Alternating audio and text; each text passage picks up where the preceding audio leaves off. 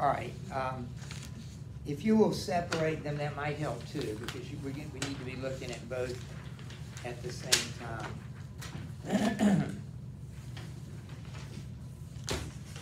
All right, there's one question that's not asked, or is it? Let me check if it's asked. All right, so it doesn't ask. Oh yeah, first question says, identify the speaker, the audience, and the dramatic situation of the poem. So who is the speaker? I've told you that. And what would we call him if he has a duchess? King. Oh, Dutch. Yeah, you would call him The Dutch. Dutch. You call him a duke. Oh, dude. So he would be a duke. A Dutch. That would get you thrown out of the castle, I believe, Sierra. I want to be able to make it there. Please. All right, who is the audience? We are always the audience, but who is the audience? And remember, it said that a dramatic monologue has a discernible audience in the poem. Who is it?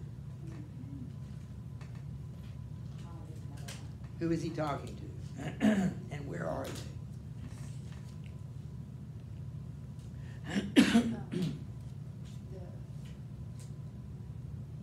What was the question?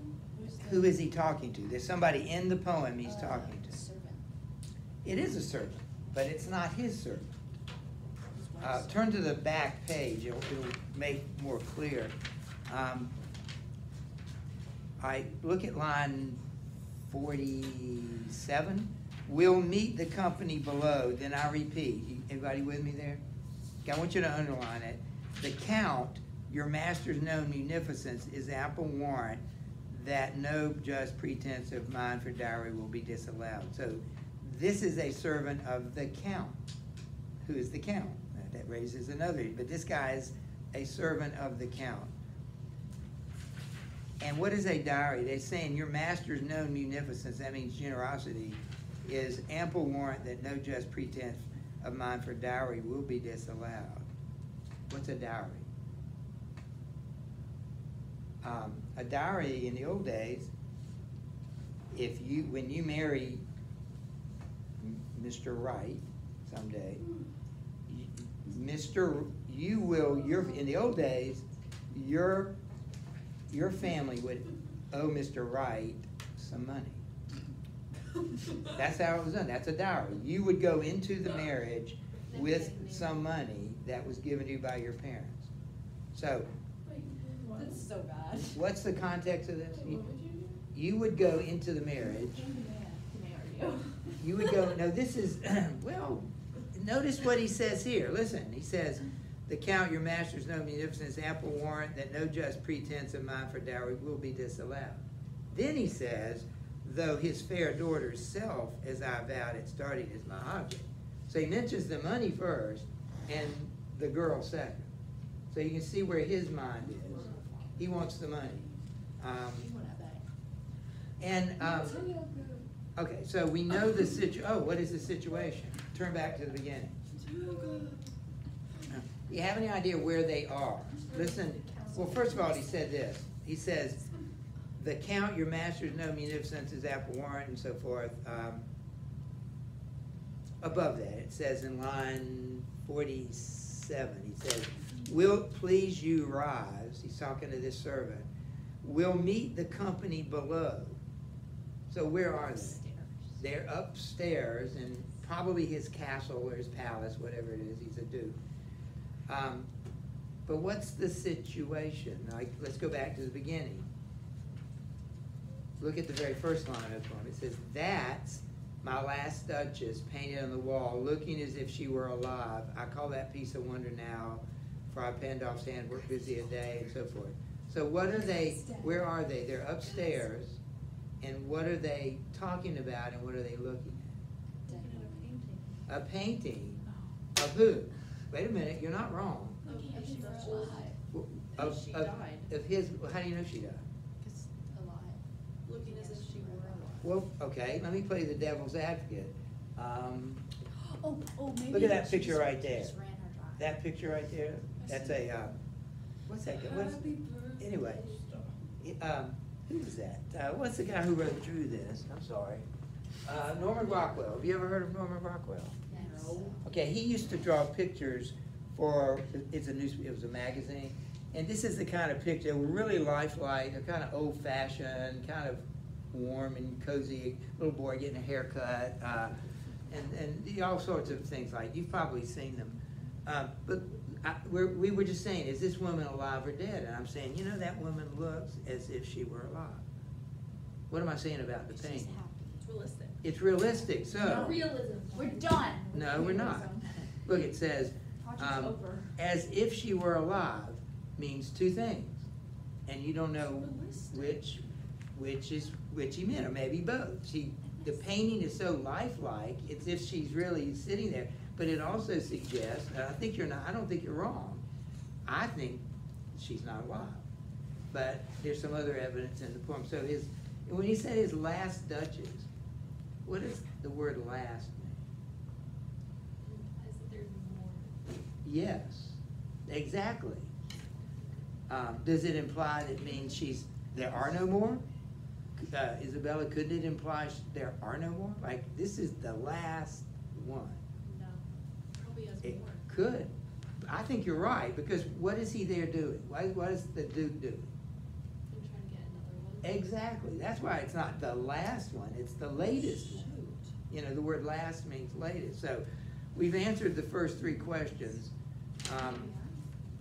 in the poem. And they're upstairs looking at the poem, and now he starts to talk about, poem. He's starting to talk about the picture, the portrait. So look at number 2. Who is Fra Pandolf? His last painting. Or no, the guy who painted. Yes, he is the painter. All right. Now, all we know about his last Duchess, notice, what does she not have? She doesn't have what? I mean, he calls her my last Duchess. He doesn't call her Mary, or he doesn't call her Isabella. She doesn't even have a name. She has a title.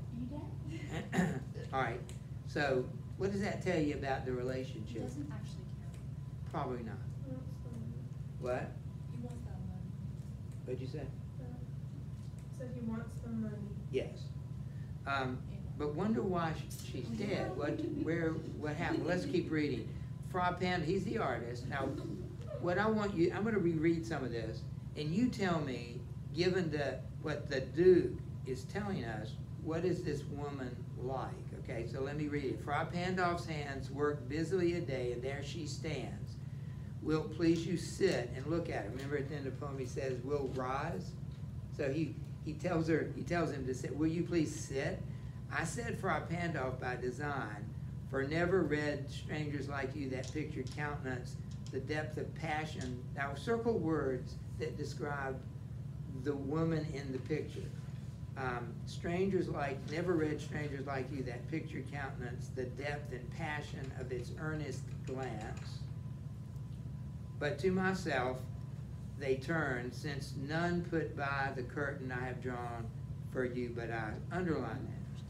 What is that? He puts it in parentheses. He says they look at the picture, and then they turn to me, and then he puts in parentheses, since none puts by the curtain I have drawn for you but I. What curtain? Where's the curtain? What's the curtain doing? They're looking at a picture, and he turns to the Duke, but then he points out parenthetically, none puts by the curtain I have drawn for you but I. Can you picture a portrait with a curtain over it? Or behind a curtain? That's what it is.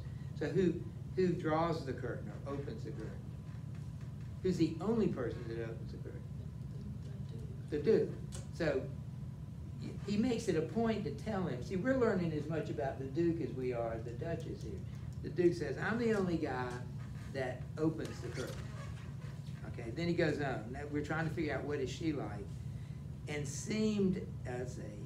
turned and seemed as if they would ask me if they durst You know what the word durst means? Dare. Circle that word.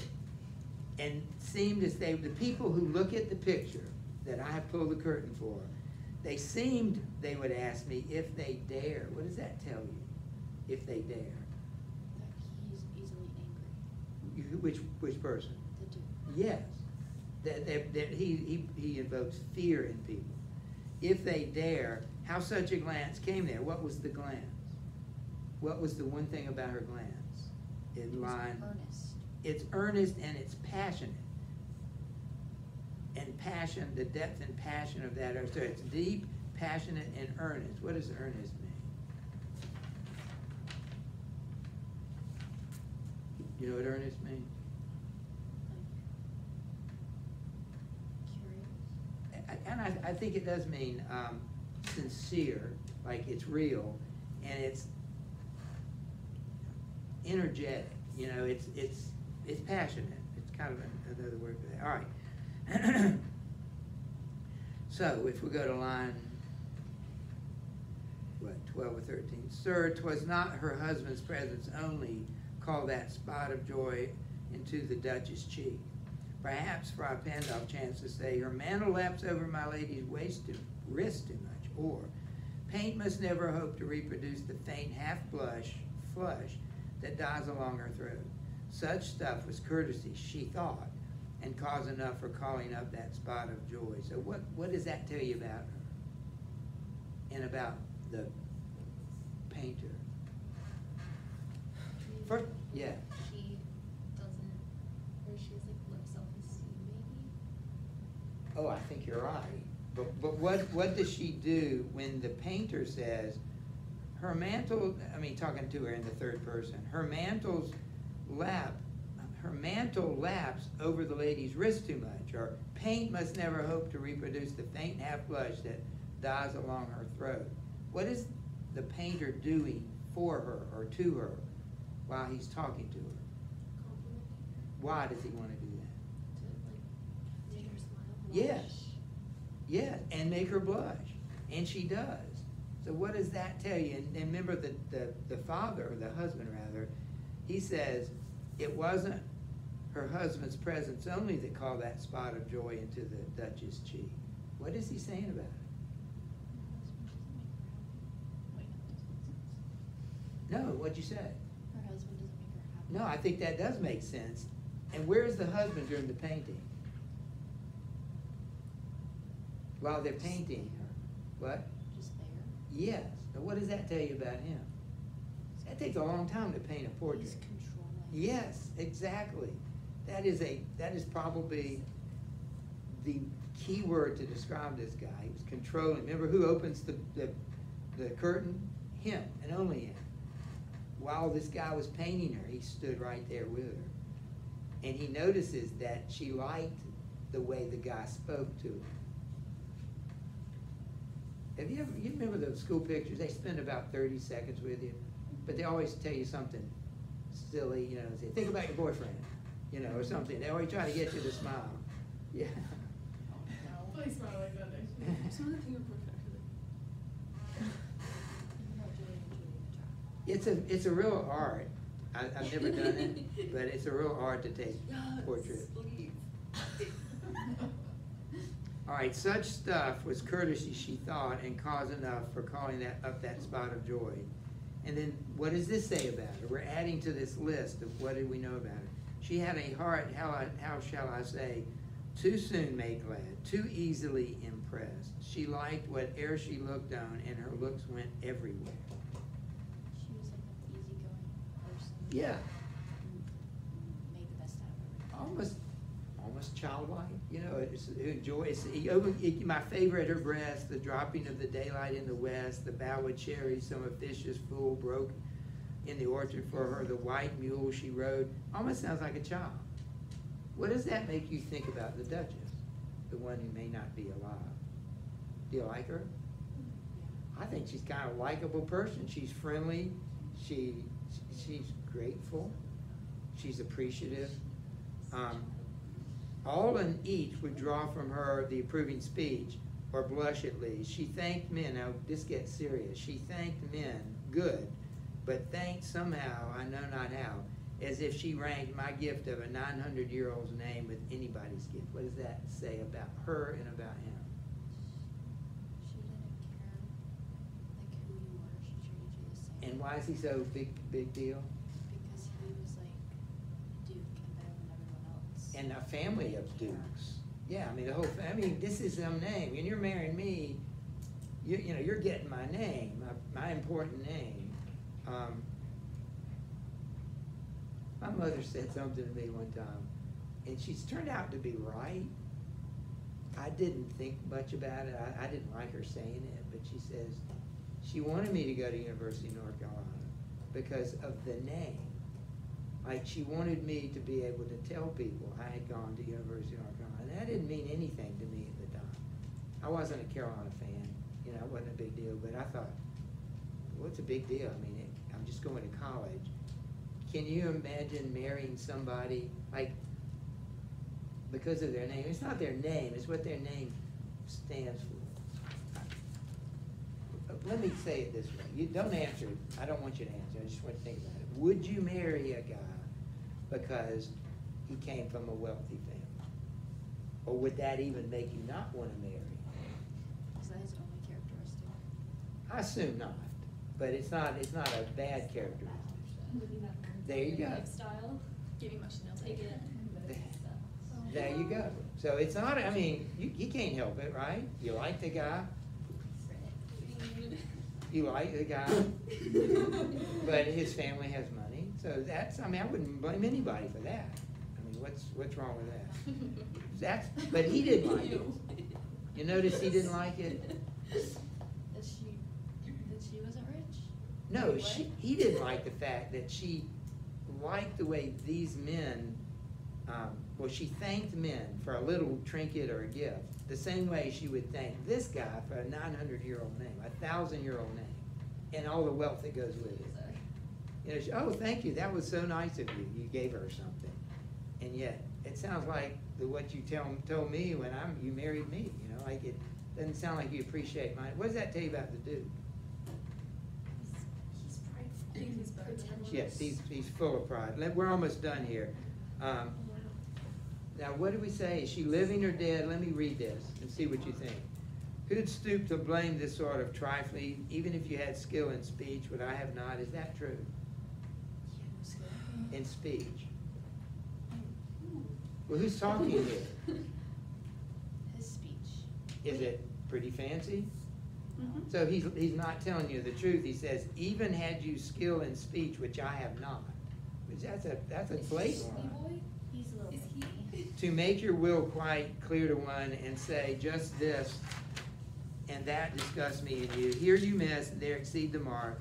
And if she let herself be less than so, nor plainly her wits to yours, forsooth, and made excuse, even then would come some stooping, and I choose never to stoop. What does that say about the Duke?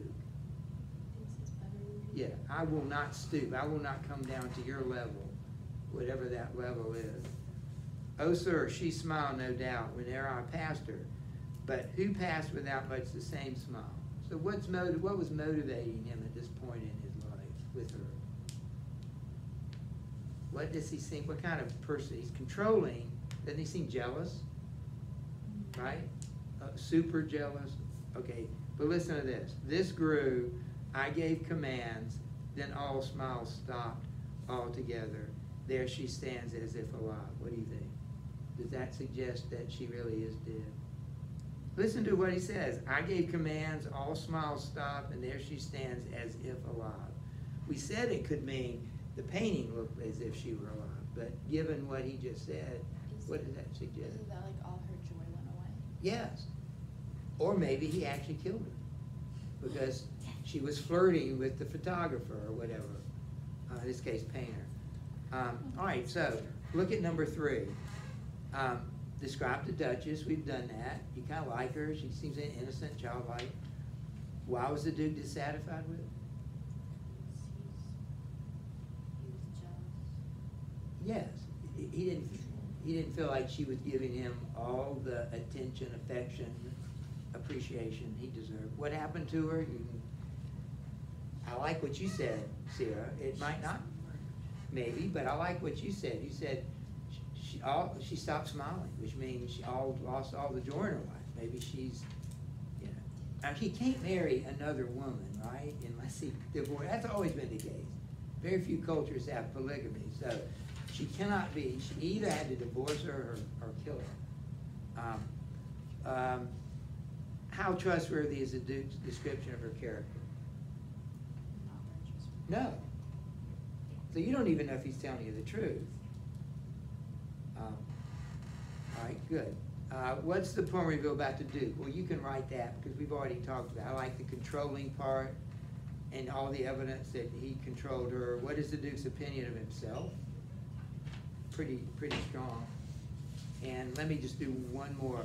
What is the Duke discussing as the poem ends? We've already discussed this. What is he discussing? She's no longer alive. And what does he want to do To now? get another wife. Yes, but and besides that, along with that, what is he discussing about marriage? The money. All right. We have two more of these, which we'll have to do tomorrow. That's what he's talking about, number 5. What is the significance of the poem's last image? He looked at the sculpture of Neptune taming a seahorse. Tell me before you go, why is that significant to the poem? One of the sculptures he has is Neptune, which is a Greek god, taming a seahorse. He thinks he's taming all these girls. Yes, that's the ultimate picture of control. And if we had time, which we do have 1 minute, what is the poem's message about marriage and roles of men and women? Note, Fiara is in Italy during the Renaissance and so forth. What does the poem tell us about marriage? That marriage was just a political. Right. It was just. What is it now? What is marriage now? How do you look at marriage? I would love to know. Like just the institution of marriage. Like what is your? Find someone that clicks with you, and you feel like you would do anything for them. Is it a lifelong commitment? Yes, you commit to that person. For what? And you love them always, most of the time.